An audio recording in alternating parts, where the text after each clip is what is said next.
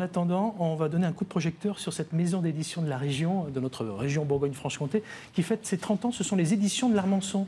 Oui, 30 ans, 1987, inauguré en novembre avec Jacques Faisan, qui était un ami. Et on a monté cette opération avec ma femme. Moi, j'étais à Paris auparavant, je travaillais pour De Noël. Et puis en 86, je l'ai quitté. J'ai eu l'idée de faire cette maison d'édition parce qu'il n'y avait pas encore en Bourgogne de maison d'édition qui traite vraiment de la région. Il y avait des éditions populaires qui faisaient des éditions universitaires, il y avait d'autres éditions qui faisaient de la poésie, mais consacrées à la région, aux auteurs et aux sujets, il n'y en avait pas encore eu. Gérard Gauthier, on voit là à l'image ce que nous appellerions aujourd'hui votre logo. Hein, regardez, vous pouvez regarder. Hein, oui, voilà, on le voit. Il parle de lui-même, quoi, finalement. Absolument. Ça, c'est le deuxième local, puisque le premier local était juste à côté, dans un petit appartement. Et c'était mon père qui nous avait fait cette gravure sur bois. C'était son métier. Il était illustrateur. Et voilà, je lui avais demandé de me croquer la maison pour en faire le logo. Bon, il doit être fier, là, s'il vous regarde tout en haut, parce que quand même, aujourd'hui, vous fêtez les 30 ans, c'est ça? Oui, absolument. Oui, 30 ans, mois pour mois, puisque je dis, on l'a inauguré en novembre. Il faudra nous amener le gâteau la prochaine fois. Hein. Absolument, avec 330 auteurs, 330 titres et à peu près 120 auteurs différents. D'accord.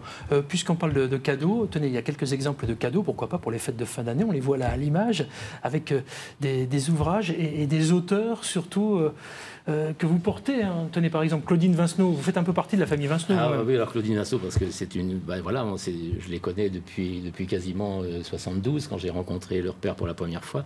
Et j'ai publié ce dernier roman de Claudine, qui est une sorte de découverte de la vie à travers un voyage initiatique. Et puis, j'ai publié également sa nièce, Ève, qui était la petite fille d'Henri Vincenot. Voilà, c'était une affaire de famille, comme vous dites, oui.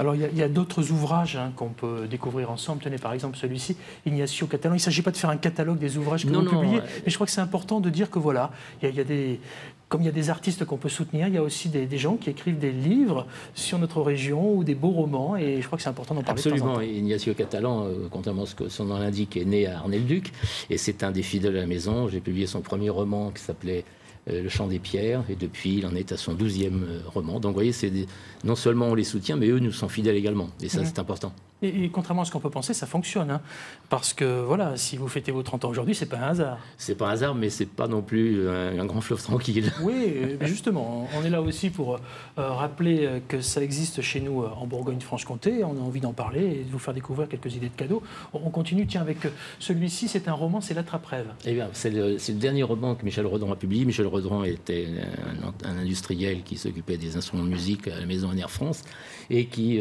lui aussi, a été un des fidèle pratiquement dans le départ, qui a été même un soutien, parce que comme en tant qu'industriel, il m'a donné quelques conseils aussi. Donc tout ça fait partie de... C'est pas, si vous voulez, c'est pas seulement des auteurs qui viennent là et qui déposent leur manuscrit et qui s'en vont après, sont vraiment devenus des amis et puis en même temps des soutiens, aussi bien Ignacio que Michel. Les éditions de l'Armançon créées avec Chantal en 1987, hein, vous m'arrêtez si je me trompe, installées à Précy-Soutil. Absolument, dans l'Aussois, aux confins de l'Aussois et du Morvan. Ben voilà, ça tombe bien parce que votre voisin va nous parler du coin, si j'ose dire. Vous êtes traversé par l'Armançon qui relie le pays Vincenot à celui de Colette, pour ceux qui sont un peu fans de livres. Je vous remercie d'avoir été avec nous, Gérard Gauthier, pour les éditions de l'Armançon. Restez là.